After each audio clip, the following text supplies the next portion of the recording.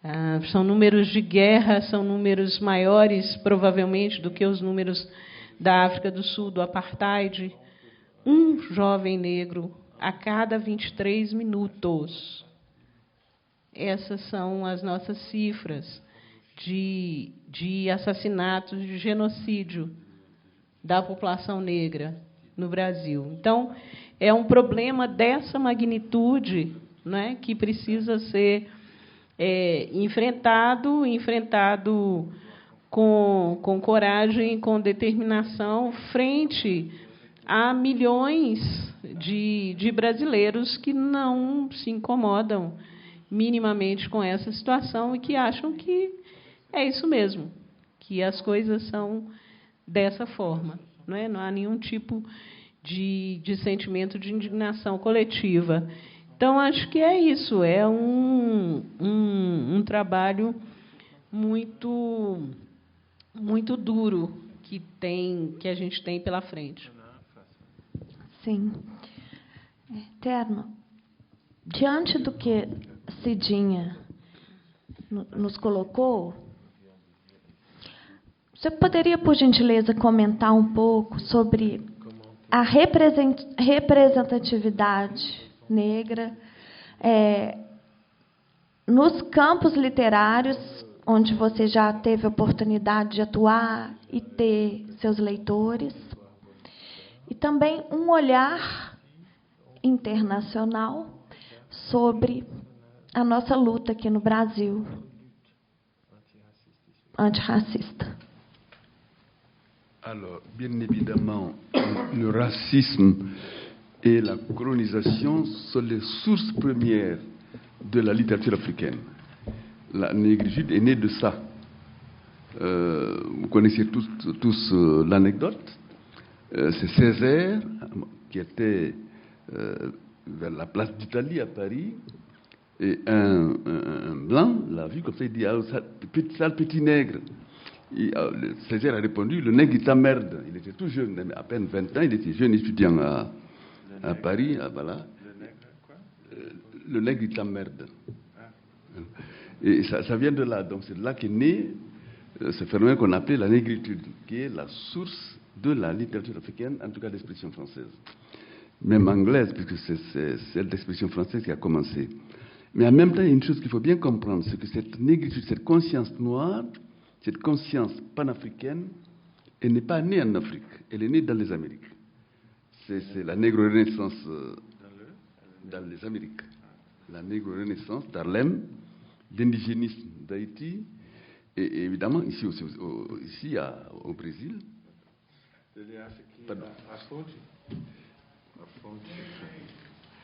A fonte da luta antirracista. Está passando aí? Oi?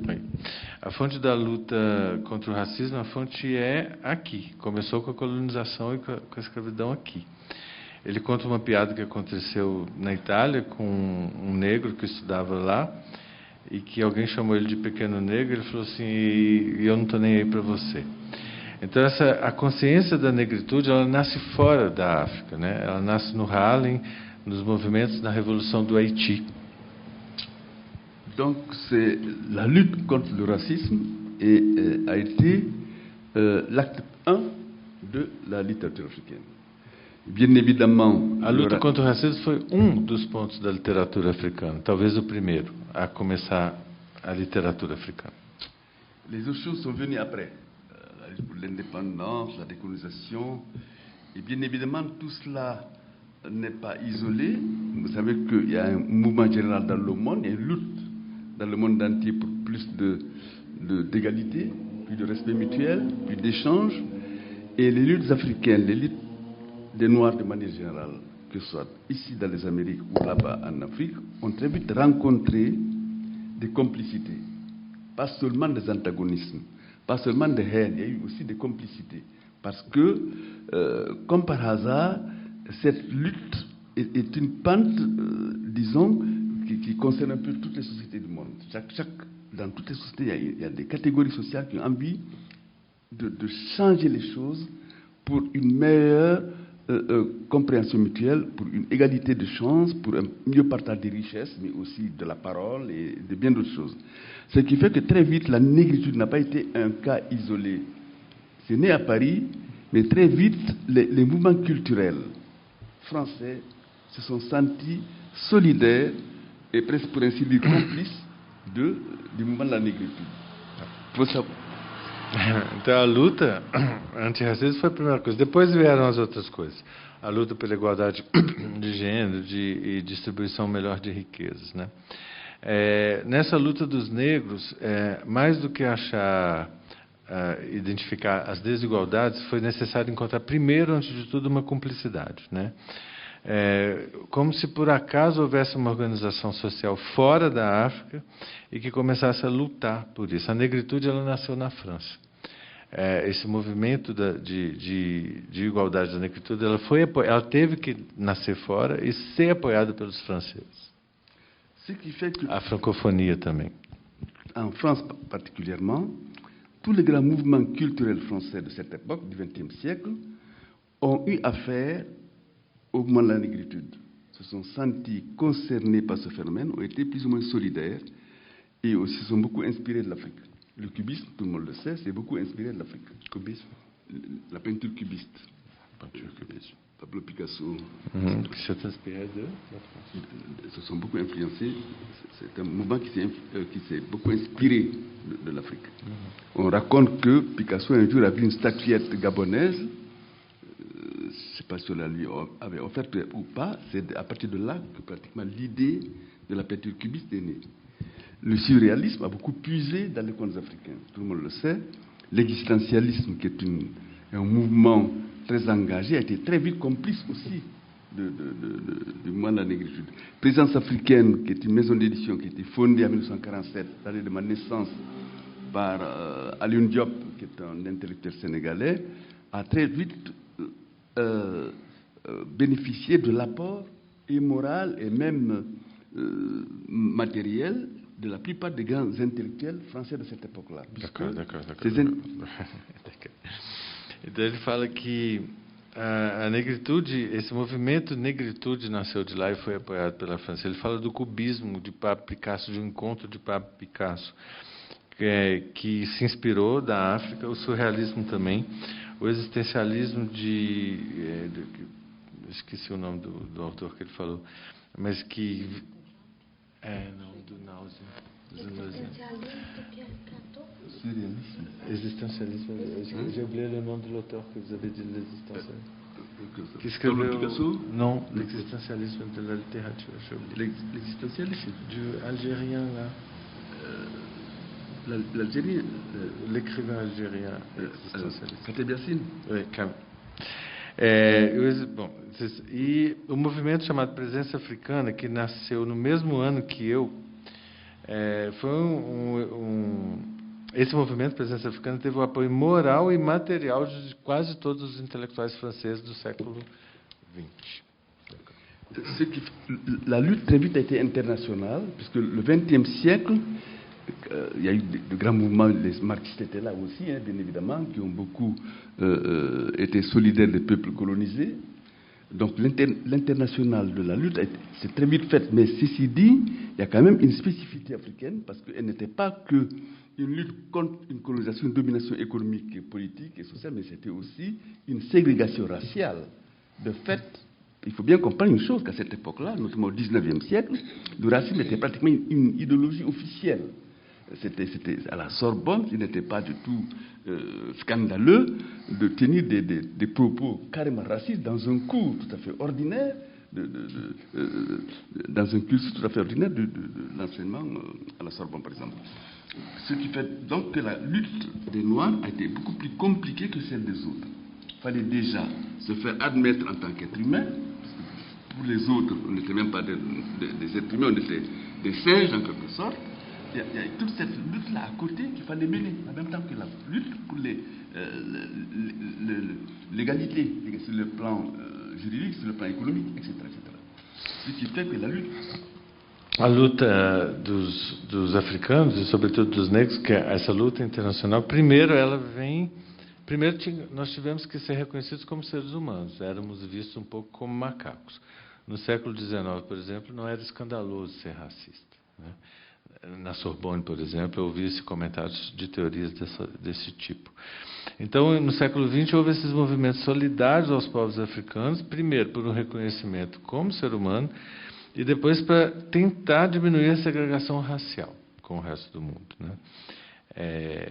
E depois desse reconhecimento de ser humano e da segregação racial é que pode começar um movimento em busca de uma igualdade.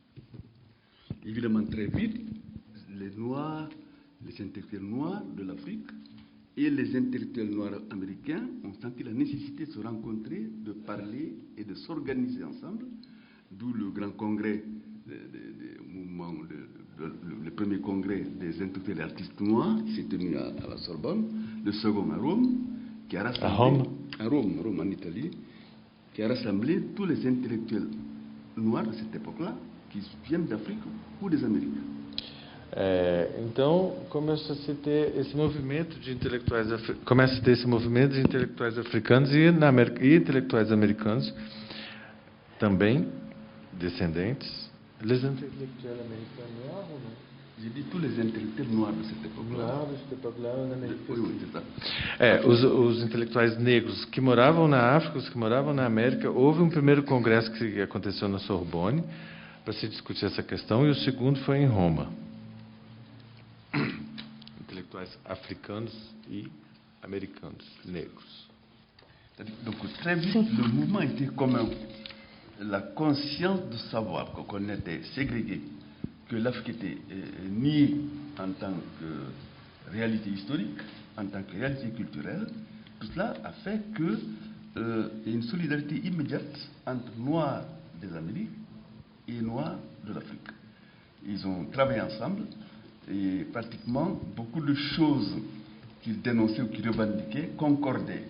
C'était pratiquement plus ou moins la même cause en quelque sorte. Évidemment, les choses ont beaucoup changé depuis. Aujourd'hui, les Noirs américains sont de plus en plus américains, les Noirs africains de plus en plus africains. Et cette solidarité qui était très forte dans les années 50, par exemple, est en train un peu de se distendre, ce qui est tout à fait normal, puisque le monde est en train de changer.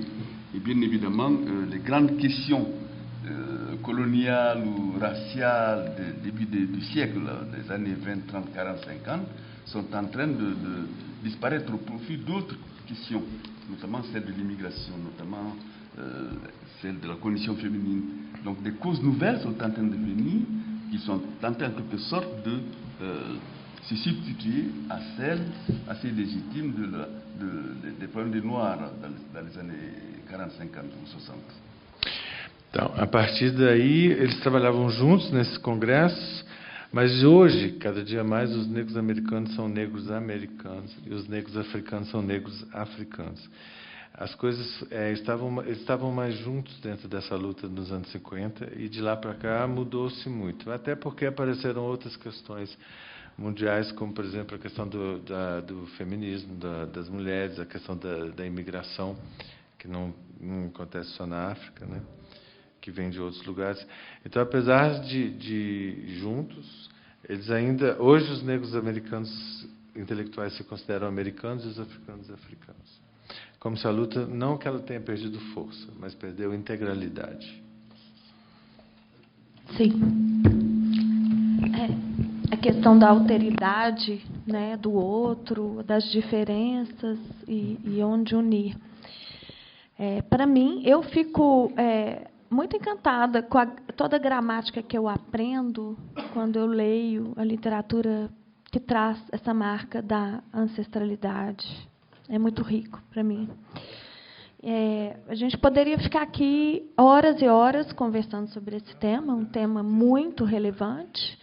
No entanto, nosso tempo está curto. Eu vou passar a palavra para a Cidinha, aqui para a gente já ir concluindo a mesa, e depois eu vou abrir, tá? Para vocês que estão participando e com a gente aqui nesse encontro, para algum debate, questão ou pergunta para os nossos convidados. Queria dizer para vocês também, a Cidinha vai apresentar os livros que ela está lançando esse ano. Você vai para a Flip, né, Cidinha? Terno também. Eu contei para ela que os livros dela não são tão fáceis assim de encontrar aqui nas livrarias, né, belo-horizontinas, mas o pessoal da Quixote já está pedindo lá tudo, já está se movimentando também, e as outras livrarias. Mas eu tive que lutar para encontrar seus livros na livraria, porque você está morando em São Paulo, não pode esquecer da gente aqui, não. Fala com o pessoal lá. Esse livro de crônicas da Cidinha, gente, ela nos traz... As crônicas são maravilhosas, assim, sintéticas, objetivas, né, algumas curtas, mas com uma potência muito grande. E pelo fato, Cidinha, de você ser historiadora, né, você traz uma riqueza assim, que realmente sai do lugar comum. E então, queria te dizer mais uma vez que ler Cidinha da Silva é muito rico. Estou recomendando a vocês. E parabéns pelo seu trabalho. Também, Cidinha tem uma literatura para jovens e crianças muito rica. Essa história do Kwame, que é esse elefante, da amizade dele com uma sereia preta, né? A mãe do Kwame foi capturada e eles precisam resgatá-las. E aí ela faz uma brincadeira com o Jumbo e uma série de referências desse imaginário, né, que precisamos, inclusive, reforçar, para que conheçamos as pessoas que estão por trás de uma luta já tão sangrenta, como você disse, né? Cada 23 minutos, um jovem, uma pessoa negra. Num contexto de guerra, um contexto de trauma, um contexto de superação. Terno aqui precisou sair do país dele, caminhando, né, para chegar ao Senegal também. A nossa luta aqui no Brasil é um pouco diferente, a nossa guerra, né? Aqui, né, Cidinha? Conta para a gente um pouco, então, dos livros que você vai estar lançando lá na Afli, para a gente começar a concluir e abrir, então, para as perguntas. Bom, são 3 livros. Um é o Exusiliar, que é esse aqui, que sai pela Palas. É uma segunda edição. Eu fiz a primeira versão desse livro, que se chamava Exusiliar também, e a ideia era reunir um conjunto de crônicas que tratasse da minha pesquisa estética, digamos assim, que passa por africanidades, orixalidades, ancestralidades, tensão e diálogo entre tradições e contemporaneidade. Tradições entendidas como africanas, afro-brasileiras, afro-indígenas e afrodiaspóricas. Então, são textos que bebem dessas águas e constituem esses universos. Um outro livro se chama A Menina Linda e Outras Crônicas, também é um conjunto de crônicas bastante dirigido para o público mais jovem, para a moçada aí de 12, 13, 14 anos, crônicas para esse público. É um livro diretamente inspirado numa coleção que me formou, que é a coleção Para Gostar de Ler, da Ática, né? Então, é o meu desejo de ofertar para crianças e adolescentes crônicas como eu li quando tinha essa idade, quando tinha 10, 11, 12 anos, né? Que eu conheci os cronistas mineiros, Drummond, Fernando Sabino, Paulo Mendes Campos, e tive vontade de criar as minhas próprias histórias a partir daquelas leituras. E o terceiro livro é um livro de inéditas, também de crônicas, que sai, esse aqui é o Exusiliar, saiu pela Palas, A Menina Linda e Outras Crônicas pela Oficina Raquel, as duas são editoras do Rio de Janeiro, e tem um livro de inéditas que se chama Tecnologias Ancestrais de Produção de Infinitos, que sai pela Martelo, de Goiânia, por uma editora de Goiânia chamada Martelo. Esse reúne um conjunto de crônicas inéditas. Então, esses são os trabalhos que eu vou lançar agora em novembro, essa semana agora, na Flip. Cronista, contista, dramaturga e muito querida, né, em nosso meio como uma profissional talentosa, imaginativa, séria e comprometida. Parabéns. Muito obrigada pela sua presença aqui hoje com a gente.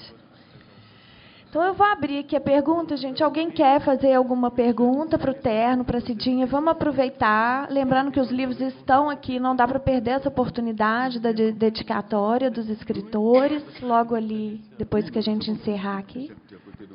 Alguém gostaria de... Sim, Kathleen?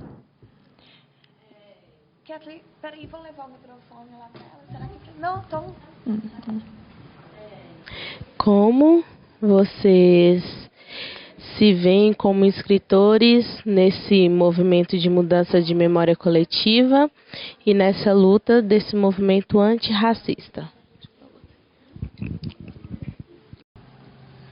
Alors, bien évidemment, la lutte contre le racisme était à son apogée lorsque j'ai commencé à grandir. Donc ça, tout c'était ma question à moi. J'étais tout gosse lorsque, effectivement, la Guinée est devenue indépendante en 1958. C'est l'un des tout premiers pays africains, c'est même le premier dans le système français, et c'est même le premier du point de vue de la formation d'une république. Le Ghana est le premier pays indépendant, mais c'était encore un premier ministre qui dirigeait le Ghana, c'est la reine d'Angleterre qui était chef de l'État jusqu'à 1960. Alors que la Guinée, dès 1958, était une république africaine. Ce qui fait que, très vite, évidemment, la Guinée était un peu la Mecque des artistes et des intellectuels américains, notamment des Noirs américains. Beaucoup sont venus, beaucoup d'Haïtiens sont venus, beaucoup d'Antillais sont venus.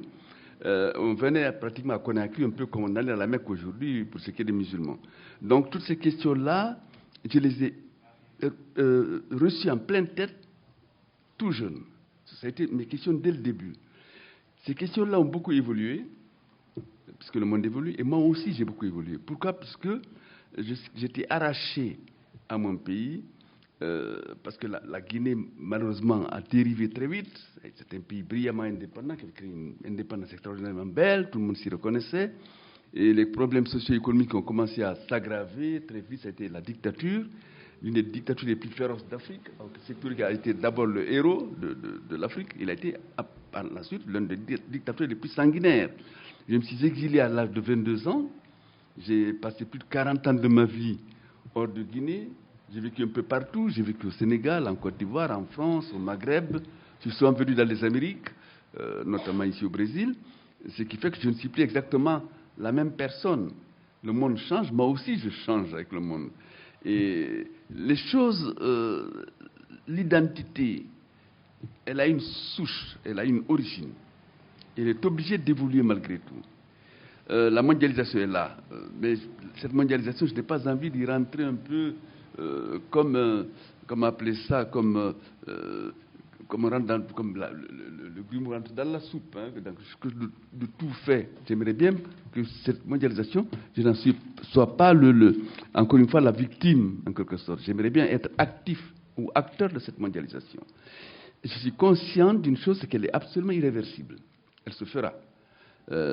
L'histoire est là, l'histoire ne demande la permission à personne pour se dérouler, et ne cherche pas à faire plaisir. Mais moi, la mondialisation, je suis d'accord, mais je tiens quand même à retrouver mon propre itinéraire. Le voyage n'est valable, le voyage n'est lisible qu'ici un point d'origine et un point d'arrivée. Je ne suis pas arrivé comme ça, immédiatement dans la mondialisation. Je viens de quelque part. Je viens de Guinée, d'un petit village. J'ai une vie à moi qui n'est pas forcément celle de la plupart des êtres humains sur Terre. J'ai une spécificité à laquelle je tiens. J'ai un nom, j'ai une définition auquel je tiens énormément. Ce qui veut que je suis prêt à être un citoyen du monde. Je le suis d'ailleurs, j'ai vécu dans tellement de pays. J'ai deux nationalités, je suis à la fois guinéen et français. D'abord, je suis né français, toute l'absurdité du monde moderne. Quand je suis venu en France, j'ai demandé le statut de réfugié. Ils m'ont dit, mais pour nous, vous êtes français déjà, si vous nous voyez. J'ai dit, bon, très bien, donnez-moi le papier, ça m'arrange. Et voilà. Donc, l'identité est aujourd'hui composite. Elle est plus simple. C'est pas seulement pour moi, mais c'est pour le monde entier. Je me suis rendu compte, je ne suis pas philosophe, je ne suis pas Oh là là là là. Faudrait me punir.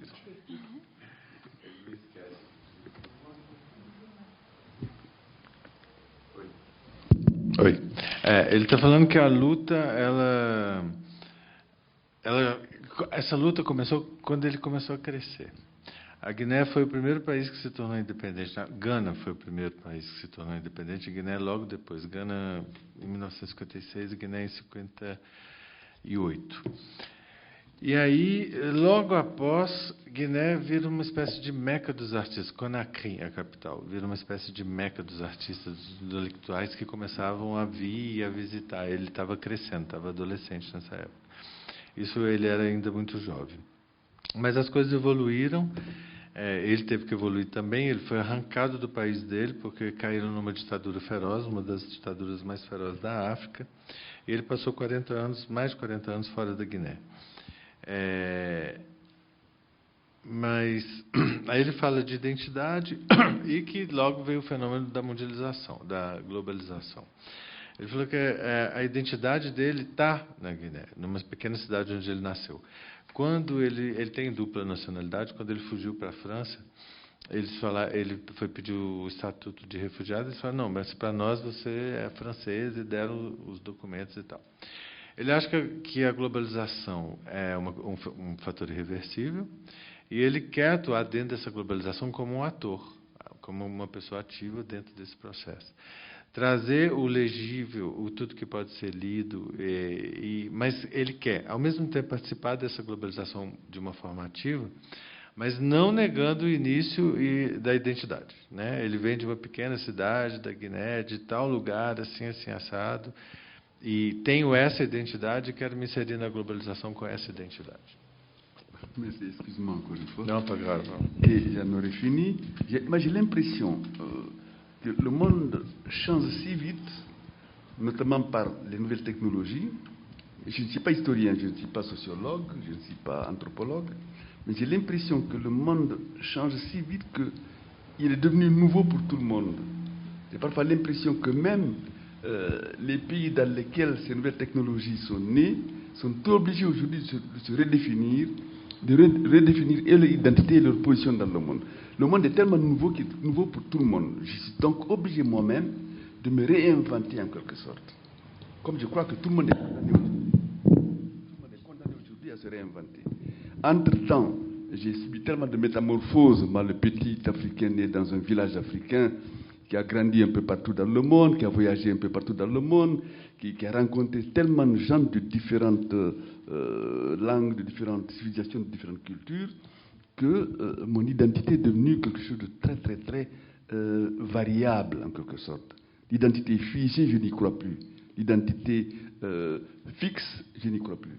L'identité une, je ne crois plus. Eu tenho a impressão que o mundo muda tão rápido hoje por causa das novas tecnologias que ele virou um mundo novo para todo mundo, o tempo todo. Mesmo nos países onde essas tecnologias são inventadas, as pessoas são obrigadas a se reinventarem quase que imediatamente e a se redefinirem. Ele mesmo, que passou por tantas metamorfoses, morou em tantos lugares, viajou tanto, conheceu tantas pessoas, ele acha hoje que a identidade dele é variável. E ele não acredita mais numa só identidade, mesmo que ela tenha um lugar. Merci, obrigada. Eu anotei aqui para ser mais sintética. A literatura de autoria negra é uma literatura pujante que tem redesenhado a ideia de bibliodiversidade no mundo editorial e livreiro do Brasil, não é? Alguns dos meus livros, como Sobreviventes e O Racismo no Brasil e Afetos Correlatos, que está esgotado, e o hashtag Parem de Nos Matar, eles se debruçaram mais objetivamente sobre o racismo e a discriminação racial. São crônicas que tratam muito dessa temática. E eu tenho também dois livros que eu organizei há alguns anos. O primeiro deles vai completar 20 anos, o ano que vem, em 2023. É, portanto, um livro de 2003, que que se chama Ações Afirmativas em Educação, Experiências Brasileiras. É um título da Sumos, que foi um dos 10 primeiros livros sobre a temática das ações afirmativas como estratégia de enfrentamento das desigualdades raciais no Brasil, um livro que continua atual, continua sendo muito utilizado e é um documento histórico importante. E tem um outro livro que eu organizei em 2014, o Mauro é um dos coautores, né, que se chama Africanidades e Relações Raciais, Insumos para Políticas Públicas na área do livro, leitura, literatura e bibliotecas no Brasil. Né? É um livro que está esgotado também, é bem possível. Ele foi feito com dinheiro público, por uma instituição pública, a Fundação Cultural Palmares, e é muito provável que a gente faça uma edição comercial dele no ano que vem. Que bom, Cidinha. Bom, infelizmente, precisamos concluir, né, o nosso encontro. Poderíamos permanecer aqui conversando, mas não podemos. Queria agradecer a todos os presentes, né, acadêmicos, visitantes, mais uma vez ao pessoal da Aliança Francesa, né, Kathleen agora Kathleen é bibliotecária lá, tem a biblioteca, estamos convidando vocês. Gostaria de agradecer também aos meus colegas, Cida, Jamile, Lúcia, lá do Centro Federal de Educação Tecnológica, que estão aqui presentes. João Camilo, editor na Quixote Do. Temos aqui um autor também da nossa editora, que escreveu Desejo de Liberdade, ele sentado ao lado do Alencar. E todos aqui presentes para celebrar esse Dia da Consciência Negra, que possamos aderir mais e mais ao movimento, né? Que possamos ter... Belo Horizonte é hoje a cidade que mais tem aparato cultural no Brasil, mais do que São Paulo. Nós precisamos agora sair de casa e ocupar esses espaços, com uma programação de qualidade, e com muito axé e muita ancestralidade, né, Cidinha? Né, Eterno? Então, vou deixar vocês se despedirem do público e pedir a eles também, depois, uma salva de palmas aqui para os nossos convidados.